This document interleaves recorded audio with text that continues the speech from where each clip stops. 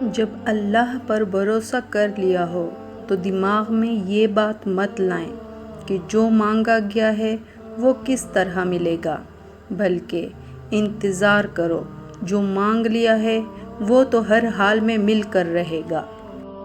ہاں، مگر کب اور کس طرح ملے گا، اس بات کا فیصلہ اللہ تعالیٰ پر چھوڑ دیں۔ کہا جاتا ہے کہ انسان ہی انسان کی دوا اور اس کا مرہم ہے۔ کوئی انسان کو غمگین کرتا ہے تو دوسرا سکون کا باعث بن جاتا ہے، کوئی نفرت کرتا ہے تو کوئی محبت دے کر حساب برابر کر دیتا ہے۔ کسی کی وجہ سے آنسو نکلتے ہیں تو کوئی مسکرانے کی وجہ بن جاتا ہے، کوئی دھکا دے کر گراتا ہے تو کوئی ہاتھ تھام کر سہارا بن جاتا ہے۔ اللہ تعالیٰ اپنے بندے پر کبھی اس کی ہمت سے زیادہ بوجھ نہیں ڈالتا اور نہ ہی اس کی ہمت سے زیادہ آزماتا ہے، مگر لوگ وہاں سے آزمانا شروع کرتے ہیں جہاں انسان برداشت کی آخری حد پر کھڑا ہوتا ہے۔ میری ایک بات ہمیشہ یاد رکھنا، زندگی میں کبھی کوئی غم آ جائے یا پریشانی کا سامنا ہو جائے تو خود کو سنبھال لینا اور خاموش رہنا، کسی کو مت بتانا، ورنہ یہ ظالم دنیا تماشا بنا دیتی ہے۔ لوگ کسی نامحرم کسی گرل فرینڈ کو پھول دے کر خود کو بہت اچھا کہلوانا چاہتے ہیں۔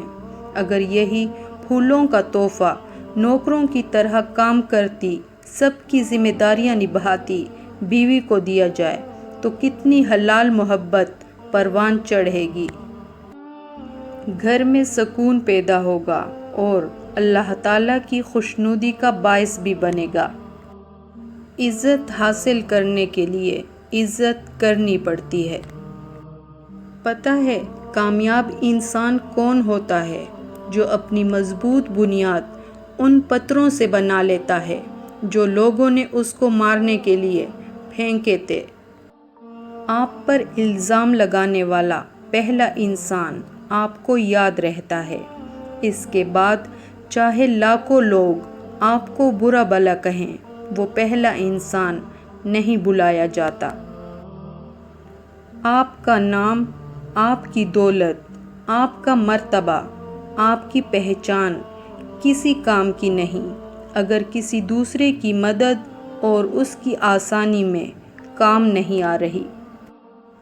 وقت اور رویہ احساس دلاتا ہے کہ کسی کو آپ کی کتنی قدر ہے، ورنہ ہم کسی کے دل یا روح میں جھانک نہیں سکتے۔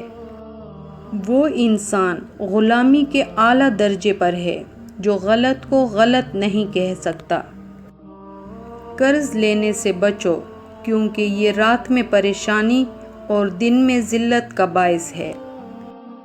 پریشانیاں زندگی کا حصہ ہیں، جس نے اپنی پریشانی پر قدم رکھا وہ جیت گیا اور جس نے پریشانی کو سر پر سوار کیا وہ ٹوٹ گیا۔ وقت دنیا کا سب سے بڑا جادوگر ہوتا ہے جو ایک پل میں آپ کے چاہنے والوں کے چہرے سے نقاب ہٹا دیتا ہے۔ ہمیشہ خوش رہیں اور ہمیں اپنی دعاؤں میں یاد رکھیں۔